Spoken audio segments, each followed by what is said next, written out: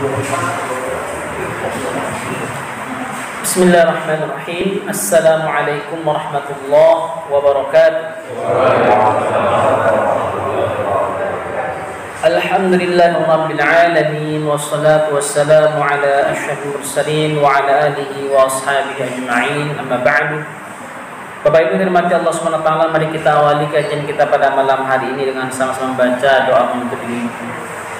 Bismillahirrahmanirrahim. Raditu billahi rabba wa bil islami dina wa bi Muhammadin nabiyyan wa rasula.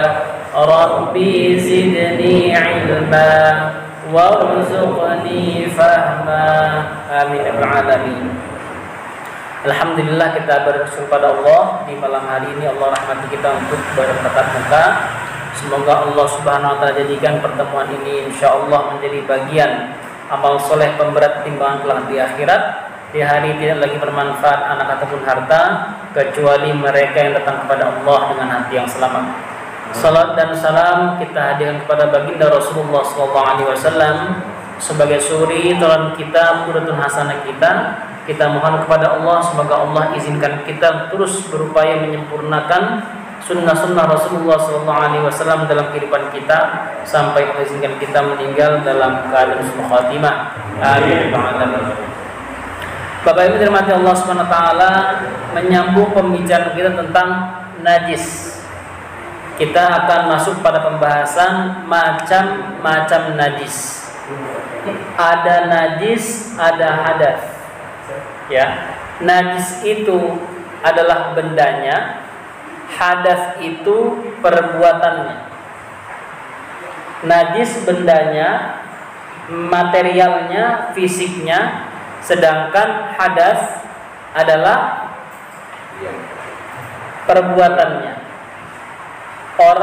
Seseorang kena najis setelah dia berwudu, wudunya nggak batal.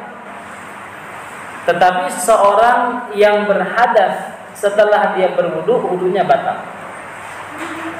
Seseorang setelah dia wudu jalan ke masjid kena telek, ya, kena telek, apanya, kulitnya, kakinya, dia tidak batal wudunya, cukup mencuci kakinya sampai bersih, memastikan tidak ada lagi zat-zat yang tertinggal, maka wudunya tetap sah, tidak batal. Ternyata kita nggak tahu ketika kita setelah wudu keinjak pipisnya anak kita di lantai. Apa ini kok kuning-kuning? Wah, ternyata pipis. Maka nggak batal wudu kita. Yang membatalkan wudu adalah ketika berhadas, baik itu hadas besar ataupun hadas kecil. Hadas besar itu junub atau sesuatu yang menyebabkan kita wajib mandi. Adapun hadas kecil adalah buang air besar atau buang air kecil serta keluarnya angin dari tempatnya. Nah, kita akan membahas tentang macam-macam najis. Yang pertama adalah mayyitah atau al-mayyitah, yaitu bangkai. Apa pengertian bangkai yang dimaksud dalam hal ini? Adalah segala binatang atau segala yang hidup yang mati sendirinya. Yang mati sendirinya tanpa adanya penyembelihan, termasuk sesuatu yang terpotong dari bagian hewan atau makhluk hidup juga dinamakan bangkai. Dulu di zaman jahiliyah, kalau mereka mau buat dendeng Arab, dendeng Arab kan, pengen dendeng ini, ya, mereka bukan nyembelih. Ini zaman jahiliyah nih, potong pahanya sedikit, dan dicincang-cincang masak. Bayangkan tuh ya, kira-kira hewannya menjerit atau ketawa? Menjerit. Kayaknya ini sop buntut enak nih. Buntutnya dipotong, Bu. disiangin, potong-potong, sop buntut. Bukan nggak disembelih. Baik yang mereka makan itu atau hewan yang masih hidup itu termasuk bangkai. Nah, ini yang terjadi zaman jahiliyah. Dalam hadis dari Abi Waqi Al-Laitsi dia berkata, bersabda Rasulullah sallallahu alaihi wasallam, "Ma quti'a minal bahimah wa hiya hayyatun fa huwa mayyitatun."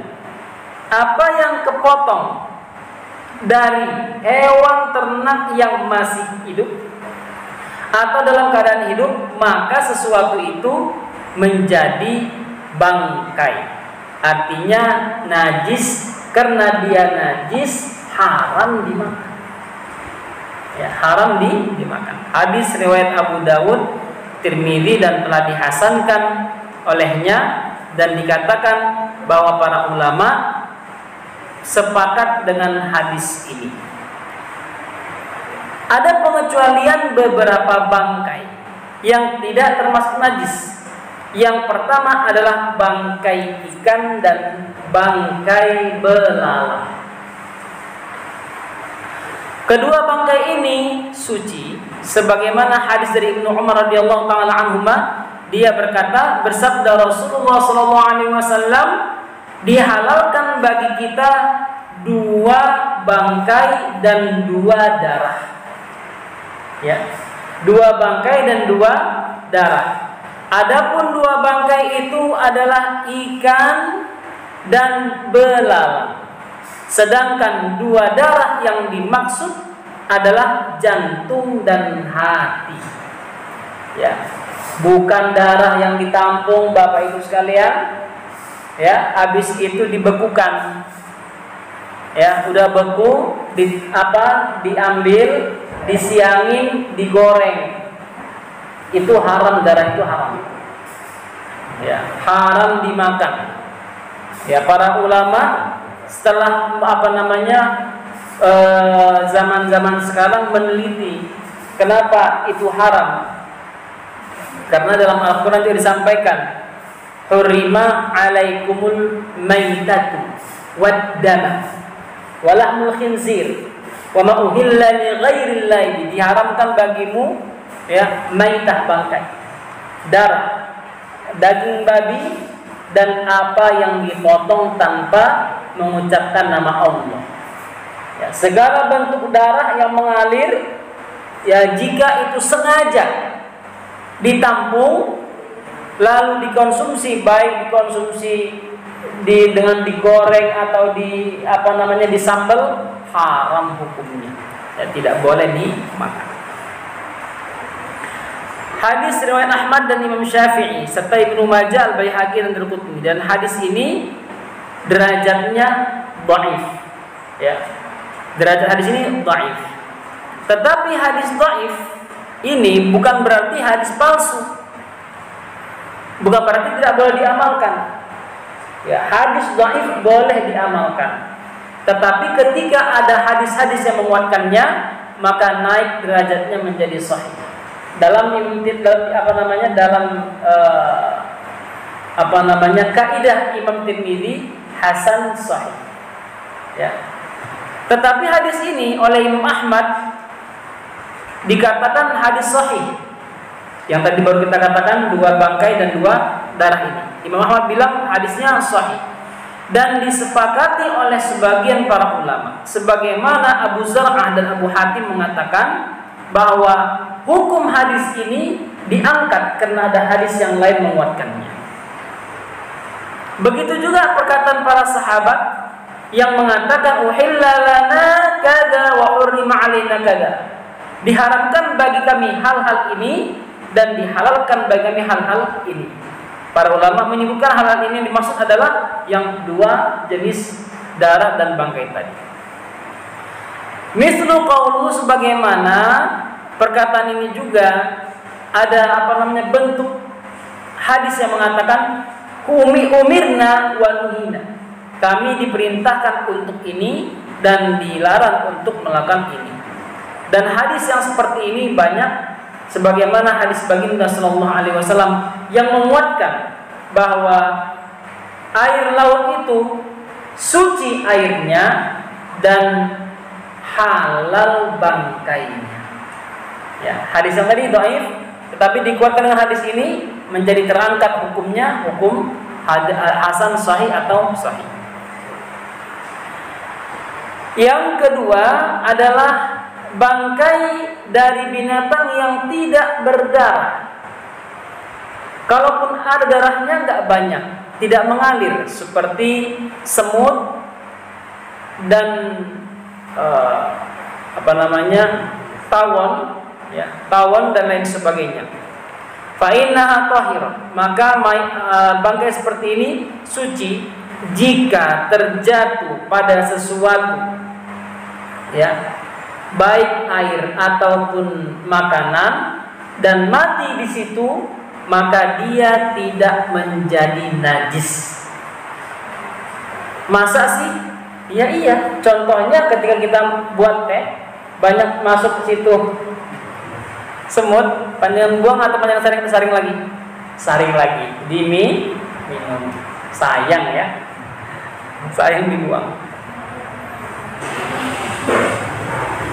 Berkata Ibnu Munzir,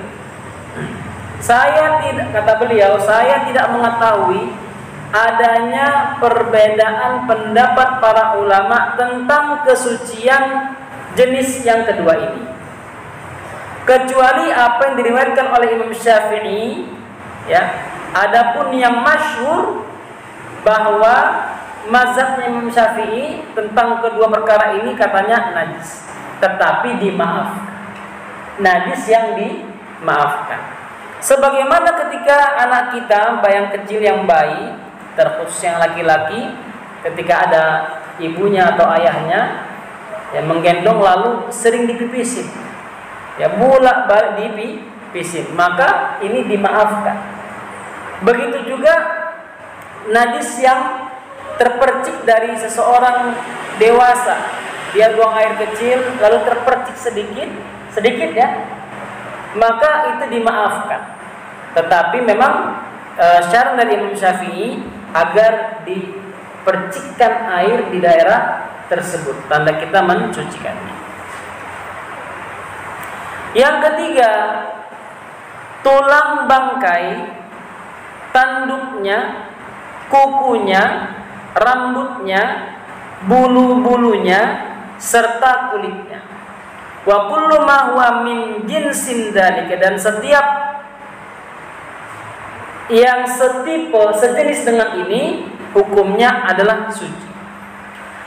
Karena asal daripada makhluk ini, ya, yang dimakan dagingnya itu adalah suci.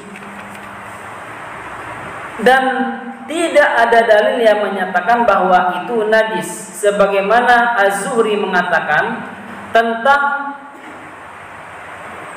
tulang bangkai seperti gajah dan lain sebagainya, bahwa kami dulu menemukan orang-orang tua kami terdahulu dari para ulama, kata Imam Az-Zuhri, menggunakan tulang atau tanduk-tanduk hewan tersebut menjadi sisir. Ya, sebagaimana kalau kita main ke keraton, itu ada di pojokan dekat keraton itu yang menjual sisir dari tanduk. Tahu ya Pak ya? Ada yang jual sisir dari tanduk itu. Boleh, nggak ada masalah. Wa yudhinuna fiha, dan mereka menggunakan bulu-bulunya untuk mengecat, ya, baik cat tangan ataupun cat rumah. La yarawna bihi ba'san, dan mereka tidak melihat ada masalah di sana. Hadis riwayat Al-Bukhari. Dari Ibnu Abbas radhiyallahu taala anhu, dia berkata, suatu ketika mantan hamba sahaya Maimunah menghadiahkan seekor kambing, lalu kambingnya mati. Ya. Baginda Sallallahu Alaihi Wasallam melewati tempat di mana kambing itu mati. Lalu Rasul bersabda, "Halla aqastum ihabaha fadabahtumuhu fantafa'tum bihi?" Tidakkah kalian mau mengambil kulitnya, kalian samak, lalu kalian manfaatkan? Kata Rasulullah. Faqalu, rame-rame mereka menjawab, "Ya Rasulullah, itu bangkai." Rasulullah bersabda, "Innama hurrima akluha." Sungguhnya yang diharamkan itu memakan dagingnya. Kata Rasulullah, diharamkan itu memakan dagingnya. Adapun yang lain memanfaatkannya, bukan dalam koridor memakannya, tapi memanfaatkannya, maka boleh dilakukan. Hadis riwayat jamaah, kecuali Ibnu Majah. Lalu dia berkata tentang Maimunah ini, "Walaisa innaha mayyitah, faqad qala innama hurrima akluha." Kata Rasulullah sallallahu alaihi wasallam bahwa penjelasan hadis ini itu adalah pengharaman memakannya, bukan pengharaman penggunaannya. Dan disebutkan dengan bahasa ad-dibagh. Dibagh itu jadi kulitnya disamak, ya, dibersihkan dengan dengan cara yang khusus, ya, lalu bisa dimanfaatkan. Sebagian mereka membuatnya menjadi kulit, baju dan sebagainya. Dari Ibnu Abbas radhiyallahu taala anhuma, dia membacakan firman Allah, "Qul la ajidu fima uhiya ilayya muharraman 'ala ta'imi yat'amuhu illa ayyakuna maitah." Katakanlah, aku tidak mendapatkan sesuatu terhadap apa yang diwahyukan kepadaku, segala perkara yang diharamkan untuk dimakan, ya, kecuali hal tersebut adalah dari bangkai. Sampai akhir ayatnya. Dan dia mengatakan, menjelaskan maksud daripada ayat ini, "Innama hurrima ma yukalu minha wa huwal lahm." Adapun yang diharamkan untuk dimakan dari bangkai ini adalah dagingnya, sedangkan kulit dan lain sebagainya boleh dimanfaatkan. Fa'amal jildu wal qaddu, adapun kulitnya,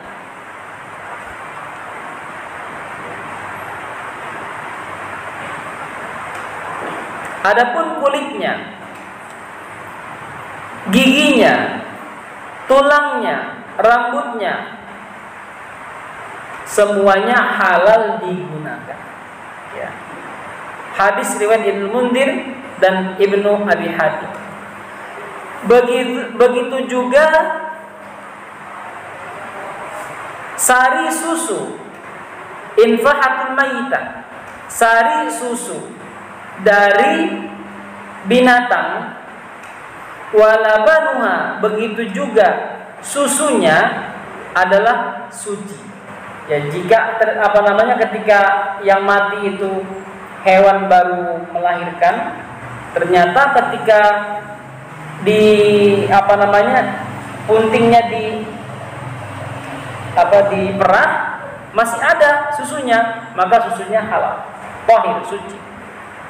Lianna sahabatu lamma fatau biladil Iraq akalu min jubnil majus, dengan dalil bahwa dahulu ketika para sahabat berhasil menundukkan wilayah-wilayah di sekitar Irak, mereka mengkonsumsi keju-keju yang dibuat oleh orang-orang Majusi. Ya, orang-orang Majusi, padahal kita paham mereka sendiri menyembelihnya tanpa mengucap nama Allah Subhanahu wa taala. Tetapi kejunya mereka manfaatkan. Ya, sama dengan kita makan keju dari Belanda itu. Belanda atau negara-negara Eropa. Wa huwa ya'malu bil infihah. Dan itu dilakukan ketika memang susu itu diambil ketika dalam keadaan mayat itu menjadi bangkai. Ma'anna dibaihihim, sebagaimana kita tahu bahwasanya penyembelihan yang mereka lakukan itu ibarat menjadikan binatang itu bangkai. Karena mereka tidak mengetahui cara penyembelihan yang baik sebagaimana yang diajarkan oleh Islam. Waqad sabuta an Salman, dan telah didapatkan dalil-dalil dari Salman Al-Farisi radhiyallahu taala anhu bahwa ketika dia ditanya tentang sesuatu dari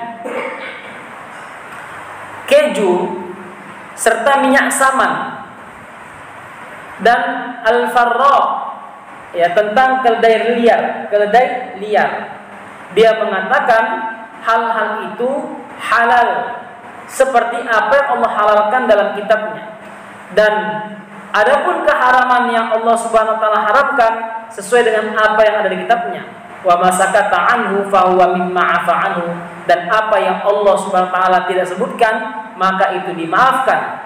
Dan kita paham bahwa pertanyaan yang disebutkan tentang keju orang Majusi tadi adalah ketika Salman menjadi wakil Umar bin Khattab di wilayah Al-Madain atau di sekitar wilayah Majusi.